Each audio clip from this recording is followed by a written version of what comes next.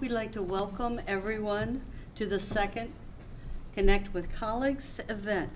I'm Joyce Armstrong, Assistant Director of the Center for Learning and Teaching. The first session we held last March, our speaker was Dr. Ivan Ash, who's returned, and he's from the psychology department, and he spoke on multitasking for the college-age students. We invited him to once again join us because I'm certain he has some things to say. No, okay, he will never say a word through the entire process. Today, the title of our session is Laptops and Mobile Devices in the Classroom, Pro and Con, a student-faculty panel discussion. It appears that October is the month for debates. More than likely you've noticed on television there have been a few. We will assume that our panelists will not be speaking harshly to each other, no confrontational words, and respect your fellow panelists as you work your way through. There will not be a vote when we conclude. Our panelists today are Charles Gray, faculty from Sociology and Criminal Justice. Next to him, Lynn Waltz, faculty from English, Communication, and the Theater Arts. We have a student on the end, Janice Walker, and she's a sophomore. Yes. In biology and chemistry. Yes. Okay.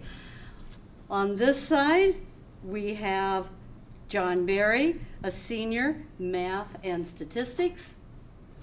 Between them is Scott Seacrest, faculty from medical labs and radiation services.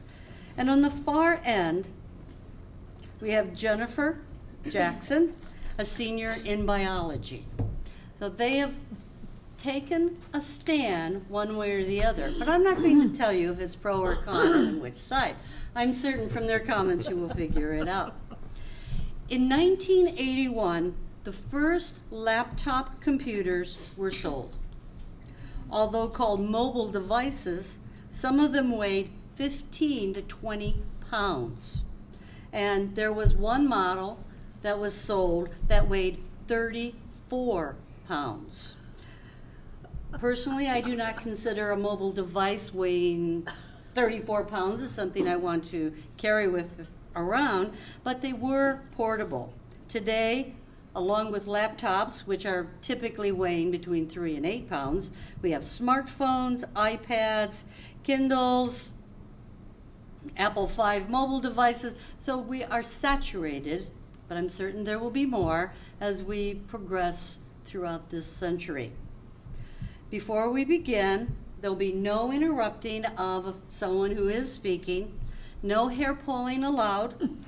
Audience members, you are invited to participate with the questioning after the panelists have had the opportunity to finish their statements. If you would please raise your hand if you want to add comments. We will bring a mic to you and you'll be able to participate. The mic will not amplify your voice here within the room. The mic is for all those wonderful people in the back because they are recording everything. Our first question for the panel. Are there some mobile devices, either laptop or one of the others I mentioned, that you allow in your classroom?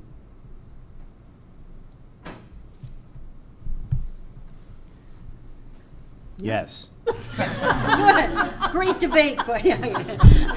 No. Explain. All of this stuff has to be contextualized. I think that having a laptop in the classroom can benefit some students, but it's really important that the instructor is able to sort of control or monitor the situation, because it can produce a lot of distractions for other students and, of course, the student with that's using the laptop. And one of the key things is there's a recent study from Michigan State, the Center for Research and Learning and Teaching, found in this past March that 75% of the students of the 600 undergraduates that they asked questions about laptop use found that they were being distracted in the class and that it wasn't beneficial. So I think the key is to be able to monitor their Wi-Fi access within the classroom. So I'm pro for laptop use and I allow it, but simultaneously we have to be able to restrict their access to just kind of go on the internet and go onto Facebook and check email and those sort of things. So that's sort of where I'm at. Okay. And the technology is there for us to do that, to monitor the classrooms, Wi-Fi access, but we don't have any of that integrated yet. So hopefully that'll come. I, at this point, am allowing any devices, and I encourage the students to use them during the class. But as I was telling Allison before we began, I've had some things happen recently that I'm open to changing my classroom policies. But at this point, I allow them to use the devices. I'm against it. No, actually, I think the points are well made. It has to be controlled by the faculty member. I think students do abuse it when they have their laptops. So my particular rule in my nuclear physics class is no. No, certainly no cell phones. In fact, I will either pick them up and put them in a box in the front of the room, or I have them turn them off. If their phones go off, I will answer them. And I'll say, she's busy right now. And then it never happens twice. I'm not against technology. I teach nuclear medicine technology. When they need a laptop, I provide the laptop. And it has all the materials on it that they need. So I'm not against it completely, but I think, as my colleagues have stated, it has to be controlled. So in my syllabus, it says no electronic devices, period. John, any comments? No is a reasonable answer. No, not right now. Okay. I'm taking it all in. Jennifer? No, not really. Okay. Yeah. Can I move my chair? No, just kidding. There's two faculty on that side. We can take it. Janice? As far as him picking up my phone and answering it, I don't know about that. But I've never had a teacher outwardly say, hey, I allow cell phone use or computer use in my classroom. It's always been kind of an unspoken thing. And if they tell you to put it up, then you can't. And if you can't use it, then they don't say anything. So it hasn't been a big deal yet, but I mean, of course, I support it. One thing about the phones is that I carry my phone everywhere. I keep it in my pocket. I'm a single mother. I have 2 kids. I've been teaching since they were little, and I would start my class by telling the students that if one of my children called, I was going to take the call because they were home alone. And I extended that courtesy to them as well. I said, if you have family members and they need to reach you during that class, you have my permission to take that call, but step outside. Keep it on vibrate, step outside. And I found that if I just extended them the courtesy that you would extend other adults with adult responsibilities, so I have never had a problem with cell phones. I've had problems with other mobile devices, but I haven't had a big problem with cell phones going off or, things like that. But I think that led me to say, sure, I mean, if I'm going to do it, you can do it. And every once in a while, I would forget to put my phone on vibrate, and it would go off. And I would apologize, and I would make a joke, and I'd say, see why I'm so lenient with you? Because I make mistakes too, but it hasn't been a problem, hasn't been a distraction, the phones. Lynn and I did not talk about the questions beforehand, but my second question is, what classroom etiquette is needed for mobile devices or laptops within the classroom? That's a good point. I think the etiquette with the children and all that, the way I handle it is, my students are going to work in a hospital. The guidelines there are succinct. No mobile devices. If you have a nurse who's not working on you because she's on her phone or he's on his phone, I don't care if they're a single mother, they need to make other plans. So I teach them in my class just like they're going to be in the hospital. So they're cut off. It's gone. If they have a kid at home alone, they need to have somebody taken care of because they're going to have to do that when they get in the clinics. And the students, it's the biggest thing for them to give it up. It's like a lifeline. It's digital distraction. And they will use it all the time. And I don't want to be mean to them, but I want to get them ready for the real world. I don't think it helps them at all. saying, oh, well, you know, here at university we'll do it this way, but when you get out in the real world, it's going to be different. It's going to be the same way in my class. And I'm not the sage on the stage, and everything I say is not that important. But the etiquette is, if it goes off, and I've heard every song there is known to man or woman, and some of them buzz so loud, I don't know what, they must have it next to some change in their pocket. So here it is. I said, wow, what's going on there? I think your pacemaker exploded. So I tell them, make plans, and let's have a little quiet in this classroom while actually, they do more talking than I do. I get them to talk, because we're usually discussing things. So the etiquette is turn them off or give them to me. Did you have a faculty that did that, though? I had recently in one of my classes, the professor actually caught a student cheating with a mobile device, and he told him, hey, I need that now, and then confronted the student afterwards. And then I also had one probably a couple of years ago where when there was a test or something else that we would end up having that was graded, he would have everybody bring their cell phones up to the front, put them in a box, and as they turned in their exam, he would end up giving their cell phones back to them. So that way there was no distraction during a test and everybody could actually concentrate. I know we're not supposed to acknowledge what side we're on here, pro or con, but I would like to clarify that I don't really see any benefit from having mobile phones, any sort of phone in the classroom. Strictly laptops, at least as far as I'm concerned, are okay. Most of the research that I've looked at with this has said that the laptops and mobile devices in general provide distractions. But again, these are in environments that aren't controlled. And the big thing is that students want to get on the internet and they want to tweet and they want to go on Facebook and they want to do non-course related activities. And this is distracting for them, and then other students, of course, that are around it. They may not have a laptop or device. So the way that the technology is just increasing faster than we can wrap our heads around it, it's certainly safe to say that very soon in the future, and some universities are already doing this, that we can restrict that Wi-Fi access within the individual classrooms, as I was alluding to before. Smart sync, net control, even Respondus lockdown browser to a point. And Cirrus and Stoneware just got together with Land School Software, and they partnered in April. And what they're doing is actually able to give the faculty member or the instructor complete control of the devices in the classroom on the network. So when you go on a computer or go into the classroom and you have all the controls for Blackboard and all the audio, video equipment in the room, you can actually control their access. You can start to turn off their devices, turn them on, turn them off, and control what they're actually doing. And I think that another issue with this is, of course, the content that you're teaching. Are you spending some time, going on to databases, trying to teach the students how to accurately search for scholarly sources and whatnot? And if they have a laptop there, it can benefit them because they can actually physically go and do that.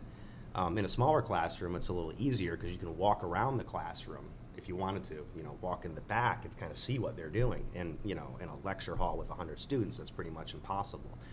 But I think the technology's there. I think that for note-taking, particularly if people do sort of the PowerPoint fill in the blank kind of stuff, the students, a lot of them will just type, which is always good, skill to have, to type this stuff up, and it's immediately digitalized. Right, so you immediately have that information. They can email them back and forth, so forth and so on. So I think it's course specific, what the faculty member wants to actually do, in terms of the extra work, to be able to incorporate that technology or let the use of that technology be a part of their classroom. I think that the laptops can be very beneficial. I'm not too keen on the whole cell phone sort of idea at all. Doesn't seem to be much they could do. For a professor who's not here, Charles? Yeah. We have one of our teachers in physics uses the students' iPhones like crazy. He teaches huge lecture courses, and he tells them, I'm going to get it wrong, but that the answer A is red and B is blue and yellow and green, and then he'll ask a question and he'll have them wave their cell phones with colors. So he uses it almost as a clicker. That's interesting. That's clever. It's just a different use. You know? And the iPads are coming in now too, and there's those lecture tools, right? The different devices that you can use. But another thing is not all students have these unless you're going to provide them. You know, so you got to be careful with what you're actually doing in the classroom. You know, if you're going to be something that's laptop specific, you might as well just be in a computer lab. You know, so not all students are going to have a laptop. You know, can afford to have their own unless the school is supplying it for them. So. I think there's a place for all this technology, whether we like it or not. It's coming. And just think of how much things have changed in the last 10 years or the last 30 years. This kind of stuff was unheard of. But there's equipment out there that can allow us to sort of control that learning environment and be able to use this technology in appropriate ways. I don't know about the phone. Before Lynn starts, Okay. go ahead. I I didn't forget you, Jennifer. Thank you. I am currently in a large, like one of those big lecture hall classes, and I actually have a teacher who thought, she specifically said she was like against using laptops, but she didn't want to restrict students from using them. So she decided that she was going to have students that want to use the laptops on one side and students that just want to take notes with their notebook and their pen on the other side. Now, if you ask me how it works out, because, you know, I mean, it's segregated, but then you notice that everybody starts to kind of like, you know, get that little gray area in the middle. You still hear the tapping, you still hear the jotting of the pencil. It just gets like, you know, it's really interesting to see, like, and then a lot of the time when you see the tapping, it's not tapping of notes, it's tapping of Facebook status or tweet. So, you know, it's a lot of a distraction. You know, if a student is very responsible for themselves, it might be able to work out. But a lot of students in college, you know, until they get to like junior, senior year, they're not very responsible. And, you know, when you're in those big classes, most of the time you're not a junior or a senior. Most of the time you're a sophomore or a freshman. So, you know, that's just how it goes sometimes, you know. That's all I really had to say. Okay, good. Well, I want to respond partly to what my the co-panelist here said, is that I think that the problem goes deeper than mobile devices. I think it goes to, my issue is that the students come into class and they haven't done the readings. And they're not prepared to do the discussions. So it doesn't matter what they have, they're not ready to engage. So often what I'll do is, you know, they've got their devices there, I get them engaged by asking them to look stuff up. I mean, they have an encyclopedia, the world, in their hand. And so if we're in the midst of a discussion and they don't know the answer, then I'm like, well, look it up. And when you've got it, share it with the rest of us. So I've got them actively looking things up and looking definitions up. And, well, if you don't know what that word means, you look it up and then interrupt me and tell the whole class what it means. And so you know, you can use it to really propel a conversation in a very exciting way. But as far as them using Facebook and all this other stuff, I'm not sure that that's the core issue. I think the core issue is that the students somehow have an expectation of not coming into class prepared. So, anyway. Sometimes I will shock my students because I will ask them a question and they won't know, they hadn't read, and I'll say, okay, laptops up, get your phones out, and they're shocked, like, really? And they'll turn it on and I'll ask them, so now look it up now. And then I have them give me their answer. And what they will find out is that 50% of the material on the internet is crap, and it's wrong. And they'll say, the half-life for technecium-99 is 6 days. And then someone will say, no, it's not. I was just on technecium.com, and it's 6 hours. And then we'll talk about it, and it's a great learning tool. I say, now, get it out of your textbook, because the textbook is right. All right, so don't try, and then I'll turn your stuff off, and that way I can also make sure everything's turned off. Half of them aren't turned off right, and they vibrate. But Scott, in the field that I'm teaching in, the shelf life is a couple of days. So, for instance, there's stuff in the textbooks, and we'll look it up on the internet, and I'm like, hey, I mean, if it's older than a few months on the internet, so the book is outdated before it's even printed. Wow. So, and if you've got a book that's published in 2008 in today's world, it's okay for the philosophy and the content, and maybe in a place where in sciences or whatever, where there are facts that remain immutable, but that's not true in communication. I mean, things are just changing so rapidly. So, we have all kinds of data in the books, and I just say, well, of course, that was 3 years ago, so the chances are very good. For instance, Wikipedia in 2009, no, it was 2005, had only one more mistake per entry than Encyclopedia Britannica. And it's a self-healing device. So I said, in 7 years, chances are very good that it's more accurate than Encyclopedia Britannica would be if it were still publishing. But because the self-healing is moving at a more rapid pace, the self-correcting mechanism at a more rapid pace. And besides, the study's so old, and even then it was almost as accurate. So what are we to, so it's different in different fields. Audience, any comments?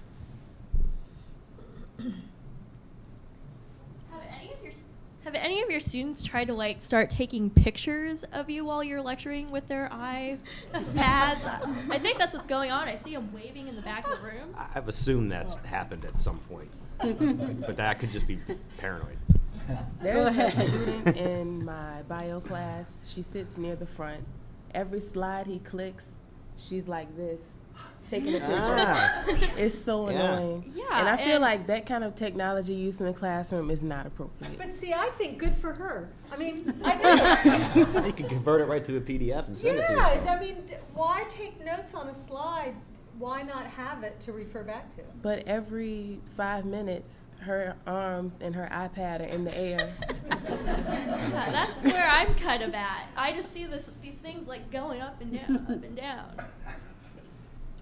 John. With taking pictures and stuff of slides, I think that takes away one of your learning mechanics that you could do. If you're actually handwriting down your notes, that's one extra intake that you're getting from everything. There's a thin line between using technology and being lazy, basically. Mm-hmm. What if the slides were posted on Blackboard and you could look at them before you would walk into class, and then if you wished, you could print them off and then add your notes to it? Would that be helpful? Well, I know a bunch of my professors have their complete lecture of slides. I'm taking an art history class this semester. She has the pictures, and that's about it. There's no really notes on it, so that way you are kind of forced to come to class and listen to it, because she goes over, we discuss things, and then the discussions that we have in class are also on the exam that we end up having. So you can look at it, and when you're going over vocab that are in the book, you can reference, okay, this vocab is, this vocabulary word is referenced to this picture, and it's actually going to end up being on the exam. So having it on Blackboard and stuff before class, I think is needed. And that's what I do. I put it up, but there's so much more to the lecture. And I figured, PowerPoint, the bane of instruction. I mean, it's made even more boring lectures more boring, more colorful. But the idea is that you enhance it. You give your experiences. I tell them what it's like. I explain things. Sometimes I put it up beforehand. Sometimes I put it up. I tend to put it up as a PDF so that they can't download it, change it, and then sell it with pictures of me. I've never had anybody photograph me, but they do record me, because I talk pretty fast and there's a lot of information. So they ask, can I do that? And I'll accommodate anybody. I don't want people to think I'm a big curmudgeon here. I'm not even sure what that is, but that's not me. but I have rules, but I think we're more in agreement than disagreement. There are ways to control this, and as long as you let the students know. I find that 80% of the students, and much of the research does show this, that they like not having it, because it affects them when your phone goes off, And I'm joking about it at the front of the stage, but then they're saying, I'm paying $400 for this, and I got to listen to him make jokes about her cell phone. I don't want to do that, and somebody else is taking his picture. So, Scott, can I ask you a question, how you would handle something so I've been very pro, and then the other day, I've had a student who's very disengaged, and I'm teaching in a lab, so they're sitting behind computers. But I had suggested that he move to another seat, and I talked to him several times about his lack of engagement. So I walked back, and he was on a program that had nothing to do with the class, and so I asked him to please shut down his computer And he walked out of the class. And I followed him out, and he said, I'm paying for this, and I can do whatever I want in your class. And I said, well, in addition, you still haven't purchased your books. And he said, I have no intention of purchasing my books. I'm paying for this. I'm the client, I'm the customer, and I can do whatever I want. And he said, and besides, when you call on me, you embarrass me when I don't know the answer. And that's humiliating to me, and I don't want you to do that anymore.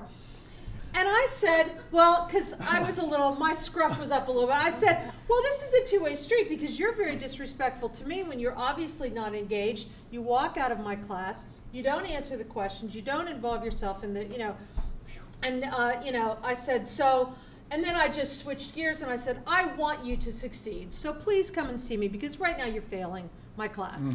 And there's a way not to do that. But how do you handle it if somebody's breaking the rules with the mobile devices and not cause a scene or not cause a, and I talked to somebody else, they said, just back off because the last thing you need is a lawsuit on your hands. And your area is, you teach? Communication, English and communication. In the health sciences, we're slightly different in that we have selective admissions. So we have interviewed our students and we look at their GPA and they're all smart and good and cheerleaders and whatever. So they're excited and they want to be in the field. But that said, I have had students like that. I do teach a survey course in medical terminology with 80 students. So I get them. But what I typically do is I will find out something about them. I will do exactly what you just said. Let's meet after class. Don't want to embarrass you in class, which I will do. I'm notorious for that. But I will say, hey, why not? So I'll say, what are you interested in? And find out. You will find out that the guy is working 2 jobs. And he's a single dad and this, and you'll find out the real story. Then what I do is why are you here? Why are you taking this class? Because my advisor said I needed it. No. Get the syllabus and say this course relates to this course, which relates to this, which relates to graduation and your job. That's why it's important. So, and I will do is I will give the grumpy student a task in class. Look, I'm going to teach next week on half-lives of short-lived radionuclides. I want you to be the person in class on the program in class, and I'm going to call on you. Not to pick on you, but I want you to be the one to tell me the answer. And all of a sudden the self-esteem goes up. They're the expert. And I give them in advance what I'm asking for technetium, iodine, I-125, and they know, and then they're the expert. And they're like, I'd like to thank my lovely and talented colleague, Bob. And all of a sudden he said, your class was the best one I ever had. Okay, great. But I appreciate that, but that's how I handled it in the past. Because I get EMTs who think they're physicians. They've been running for 20 years, and they sit in my midterm class like this. You can't teach me anything. I know all this. And then I give them a quiz, and they get a 50. And then I talk to them. I say, what was the grossest thing you ever saw? Oh, dude, this guy's head was falling off. And then they open up. They open up, and I say, look, when I cover musculoskeletal, I want you to speak up in class. So yeah, that's the way I do it. You find them. But that's a great story. That's really good. Who wants to take Nuke Med now? Talked her right into it. No, okay, that's just, okay. Well, I've been visiting many of the department chairs here on campus, and one of the department chairs told me that their faculty member handles a large class, about 100, 120 students, no restrictions, they can use laptops, whatever, but if the person sitting next to you is so distracted, that person next to you can report you after class, and the person who reports gets extra credit.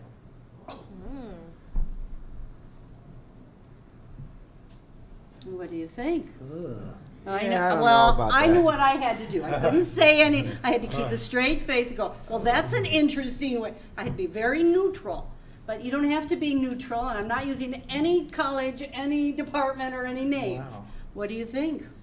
I don't like it. I don't like it. It makes it a police state where we reward snitches and have them testifying against each other.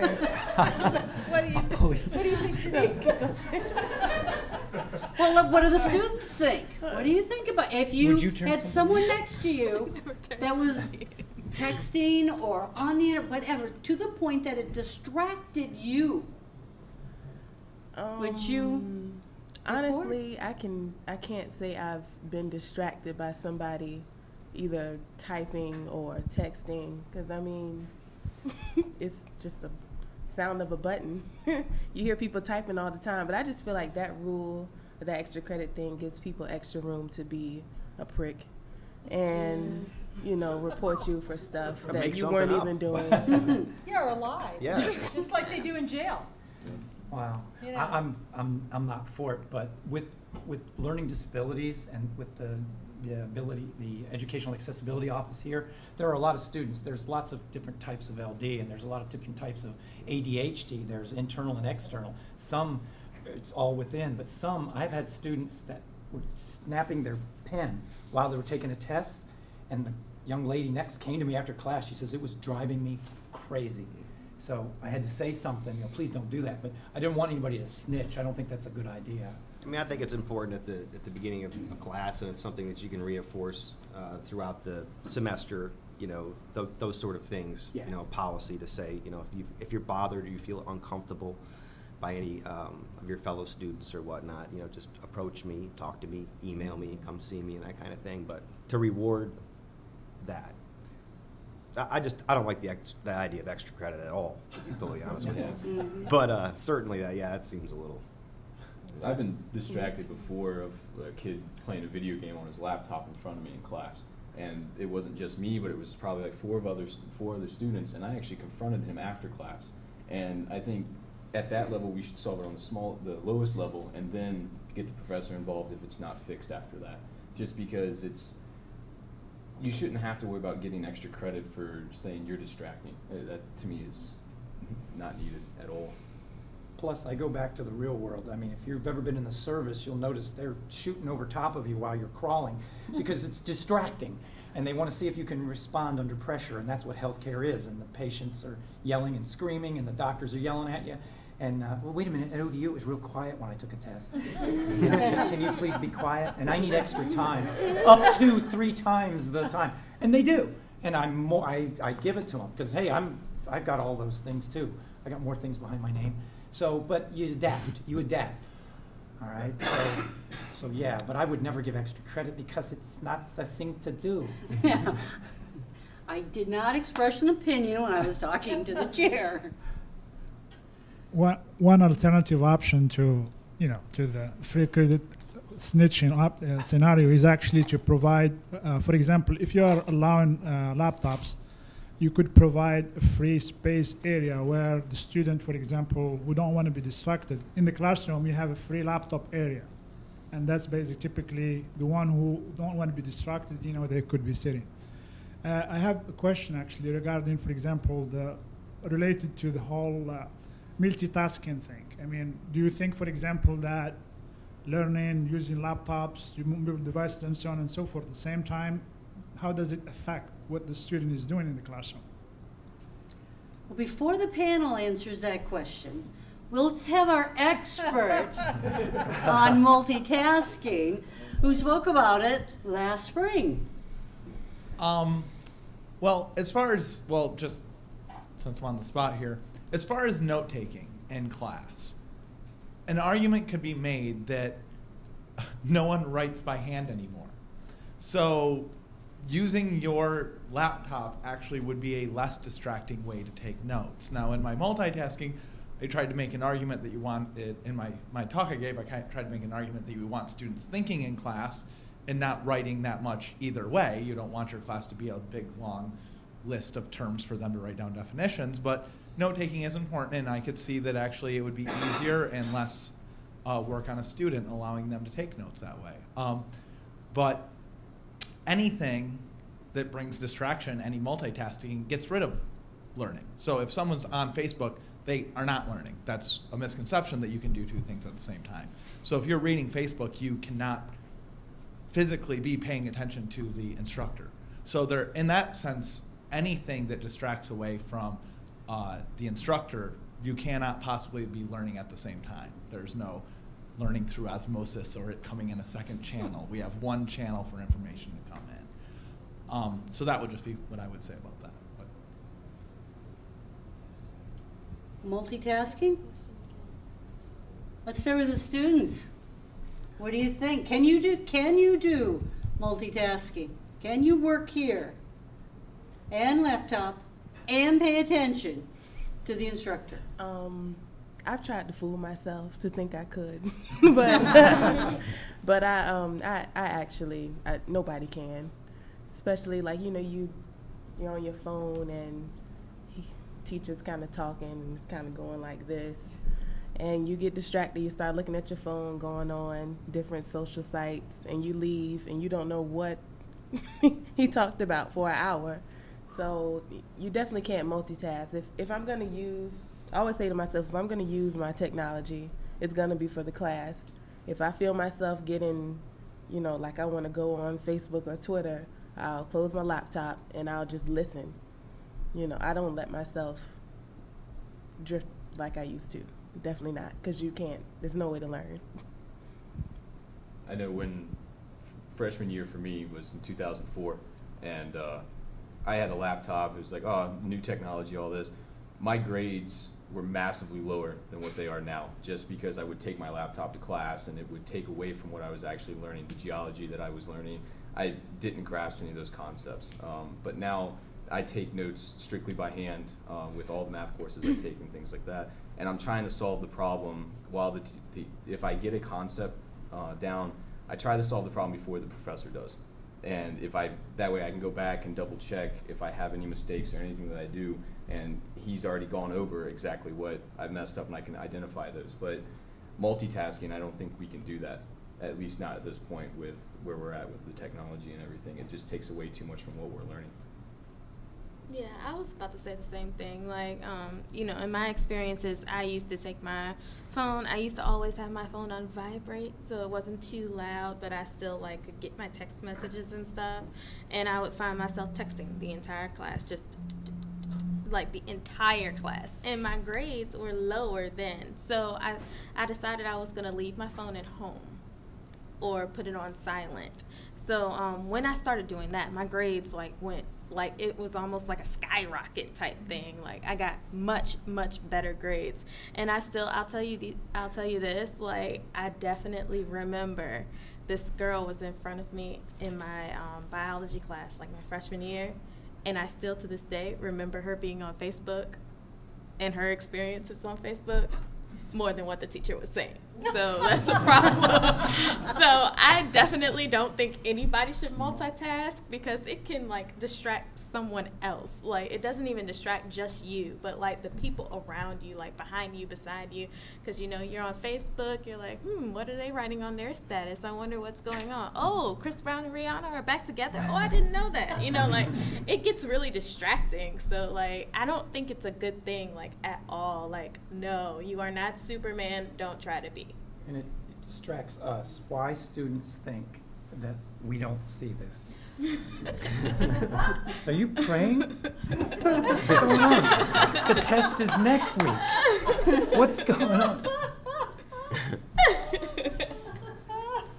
But they do it, and they did it a half hour before I left for this lecture. There was somebody who wasn't my class. It was a guest lecture I was giving, and someone was doing it. After I had asked, I said, hey, I'm on a panel. How many of you guys think we should have laptops? How many said you shouldn't? And I took a little mini poll in case I needed it. Half didn't answer. They didn't know what the question was. They were sitting there texting. So I said, okay, thanks anyway. But one guy was texting while I was asking. I said, okay, I got my answer. You can't multitask because you're not listening. Mm-hmm.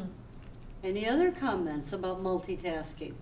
It is against the law to multitask and drive. Oh, Lord. This is true. Well, there's the myth of multitasking, I think is the seminal article, correct? It's the myth of multitasking. Your brain can't handle it. You can do several things at different levels, but you can't do two things at once. It's brain impossible. So let me ask y'all the question. If we know that that's the case, then how would you begin to police it and enforce it? I know because I work with the military, and the internet that they provide us at work, they limit what websites you can go on. And where I think it was 2 years ago is when they actually allowed the employees at the office I work at to get on Facebook and YouTube. And the work productivity, I can tell you right now, has gone straight down the tube, because people were too busy watching the awesome videos and trying to chat up with people and update their statuses, whereas before it was check your email, do the electronic CBTs that we have to do, print them off, and then we get right back to the job. But I know you can limit to what websites they can go to. So say in one building they have strictly these type of classes, and here they can do keywords on what websites they can go to and what they can't. And I think that's a good way to start policing what we can go, pretty much to restrict the students from going on Facebook and YouTube while they should be paying attention to your class. I know it's possible because I deal with it every day. We have one professor on campus who I was in observing his classroom that meets at 8 a.m. And when I walked in the room to sit down about 1:15, he said to me, "Is your cell phone on?" And I said, "It shouldn't be, but let me double, I said, "Do you have a problem with that?" He says, "No." At 18 students, 8 a.m., and he said, if your cell phone goes off during class, the next class period, you bring coffee and donuts or bagels for every member of the class. He said it happened twice. And that was it. And if someone was caught and they didn't bring it in, then everyone else in the class, where's my coffee? Where's my bagel? So he let them work it out. But he said that was very effective for him. Then everyone had them off. But that was at 8 and tasty. Effective and tasty. Mm-hmm. Anyone else have practices they have within their classrooms that they would like to share about the cell phones or the multitasking going on? I have a question. It is nothing to do with the multitasking, but how many people as teachers are comfortable with their students with recording their voice or video in the class? Some students have problem to understand, to pick up so quick, at the same time. So they may want to record, and they can review a few times after their classes. I have no problem with that at all. I've had many students that do that. We'll bring in all sorts of different recording devices. Yeah, I think that's a great technique and for the student. Yeah, and I teach a lot of online and distance learning courses too, so I'm used to the cameras and used to recording my own audio for the students. So, yeah, if it benefits them, then absolutely. I think that's a legitimate. I have no problem with it either. You mentioned it earlier. I mentioned it earlier. I've had students that said, you talk fast, or your voice is funny, or whatever, and I'll let them do it. I teach on TeletechNet, so all my classes are on DVD, usually the next day, and they're watching me. And as long as they don't Photoshop, Khloe Kardashian on my head and put it on the internet, I don't care. But if they make a YouTube video, just let me know how many hits I get. But I don't care. Go for it. Jennifer, have you ever recorded an instructor? No, but I do want to now, because I do have a teacher that decided he wasn't going to put his PowerPoints up anymore, and he does talk too fast for me to keep up with him writing. So I'm going to go out and get a nice little recorder so I can get him, and then I can go back and fill in my notes and stuff. I can't imagine hearing me once, much less twice. So they usually do it the first week, and then I never see the recorder again. John, have you ever recorded? I haven't, but I've wished I had on some of them, where the teachers, they pretty much given their lectures and don't have any media or anything and they don't write any notes on the board, and it's strictly, you need to read these chapters and listen to my lecture. And I wish I had actually recorded the lecture, because they pull probably about half of what were lecturing at all on and put it on that exam. So half of it was from the text and half was from what we were actually listening to. And I think freshman and sophomore years, you're still learning what's important to actually take notes of. And if you got a teacher that does that in your very beginning, then you're kind of lost, and you're trying to make up as you go along, or have to actually get up with the professor on his office hours and try and figure out what he talked about before the exam. I'm sorry, I keep making you last. I should start with you. No, I've never recorded a professor, and no, I don't want to. Honestly, I think re-listening to a lecture through earphones would probably put me to sleep.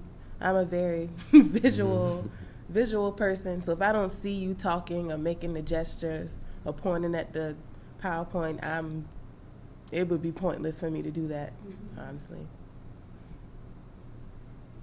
It was brought up at one time that many of the students here at ODU have some type of documented disability, where they do need to have the laptop, they need to have some other means of getting the information from you. Have you ever been put in a situation where with their laptops or with their devices that they're using has prevented you from either learning in the classroom or from being able to give your lecture to other students?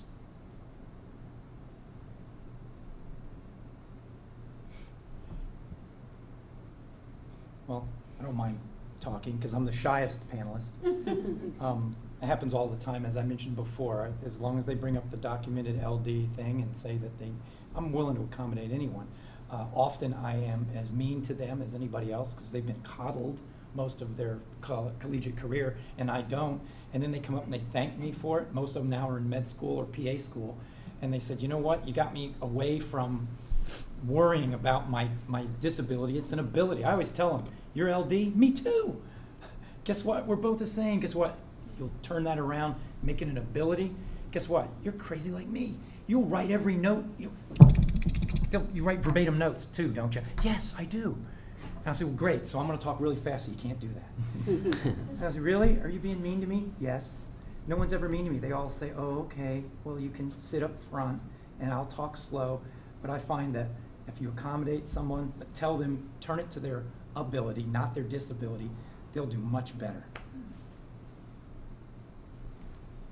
And I don't say they're crazy. I'm sorry. I take that back, and I apologize to all the... All right. As far as other people distracting you in the classroom, I feel like you can't be so sensitive to that kind of stuff because, I mean, it's not illegal to be distracting. So when you get out into the real world and you've been in a university and no one can have their phone, no one can have their laptop, and typing annoys you and blah, blah, blah, you're not going to be ready for a work area where there are lots of different personalities and lots of different people that like lots of different things. You know, so I try to keep my patience with people because, I mean, you have to. You can't be so sensitive to other people. You really can't. I'd like to mention something that might goes back a little bit here on what we were talking about, but I think it's absolutely imperative that we, as instructors, and there may be some differences, different perspectives on this, but Blackboard's an amazing tool. And I think that all of the content that we actually provide in the classroom should also be accessible on Blackboard. Now, maybe not necessarily all of it in advance, or if you're trying to make them show up and take notes and fill in the blanks or whatever, and of course the lectures. The material in the classroom should always supplement, the material that you're, what's in the textbook. You don't want to just regurgitate the information. That's very boring for the student, just to read the chapter of the book and then the professor comes in or the instructor comes in and just gives you the same exact redundant information. But the technology, again, whether we like it or not, it's everywhere, and almost every single job that they're going to do, or experiences, modern life, everything, day to day, they're using technology, the computer being sort of first and foremost. So outside of the classroom, now they have access to all this material, and they're actively using the technology to get this material. Instead of forcing them to either have their own computer, use one at home, or come to the university labs. So I remember 12 years ago or something, and when Blackboard first sort of came out, I think, was it 12 years ago? I don't know. But I walked into a classroom and I was just writing on the board, horrible handwriting. And they're like, yeah, why don't you put, we can't read your handwriting, why don't you put your notes on Blackboard? Or give us the PowerPoints. I can't remember at the point. I'd never even used PowerPoint before. And of course I did. I started putting some information, just little tidbits on Blackboard so they could have it in advance. And they said, oh, well, we still have to write down the blanks. Can't you just give us all of it in advance, you know, and that's where I sort of stopped, because you have to balance that, you know. So I think that, you know, utilizing Blackboard is extremely important, and the new update is just fantastic, by the way, the new Blackboard systems. But I think that combined with restricted laptop use only is you know, a direction that a lot of us should really consider doing. And it's course specific, right? You know, I don't necessarily. I'm a philosophy minor, so I have a philosophy minor, but I don't necessarily know if, you know, getting, you know, a lecture on Socrates necessarily deserve. You know, I'm going to need my laptop for it. You know, but if I'm teaching, you know, how to use SPSS or some kind of data analysis package, and we're doing it, you know, on the overhead, if some of the students happen to have a laptop in there and they can access the program, even better, you know. I was going to follow up on something you said earlier about, and I had seen some of these programs where you can control where the computers in the classroom are going. It had to do with a high school setting. But I would love that because, for instance, I don't want to read students' handwriting and they don't want to read mine, and everybody types so much faster than you can write. So the idea of forcing somebody to handwrite something seems ridiculous to me. But if I've got 40 students in a lab and they're taking a midterm, I can't control whether they go on the internet surreptitiously to get an answer. And that concerns me. So that would solve one of my issues right there. I mean, you can if do I that could now. shut in the labs in BAL. Oh, I don't know about the labs. Yeah, I mean that would be great if I could control that. Or if I have a lab where I'm teaching all the time and I want to do a lecture, and I mean I could go in and turn all the computers off, I suppose, and then say you can't turn them on. Maybe that's what I should do. But it would be nice to be able to control that from some kind of central location at the front of the room. So I really like that. Did any panel member have one last statement you would like to make about pro or con mobile devices, laptops in the classroom? I think we have more in common than we think. Mm-hmm. It's situational. All students are different, all faculty are different, all subjects are different. We have some commonalities. I think I learned a lot today about how I might handle things in my class from the other side of the table. And so I'm not completely con. I think there might be a question back here. Oh, okay. Well, in conclusion, CLT hopes you had an enjoyable hour. Forget what you were doing. And as I was looking around, I only saw 2 people texting. And I know who one of them was. Oh my gosh. I was distracted. I was distracted. If you look, I know my phone was on vibrate and it distracted Charles. yep. So. If you look back at the video, you'll see. Okay, but there were no laptops open. It was Don't my get daughter. vibrated. It was my daughter, but I didn't answer it. So. One of our goals at CLT is to promote this dialogue between faculty members so they know what other faculty members are doing. Like you said, solving some problems that you've thought of, but now we have a new perspective upon them. We've tried many new initiatives, and we are welcome for any of your ideas to continue to try new things to involve all faculty members. We are still in need of a faculty member or a panel or 2 people to talk at the Connect with Colleagues for the spring semester. So please let us know if you have an idea or if you want to talk to somebody else and then bring it up. But we appreciate you attending today, and thank you very much.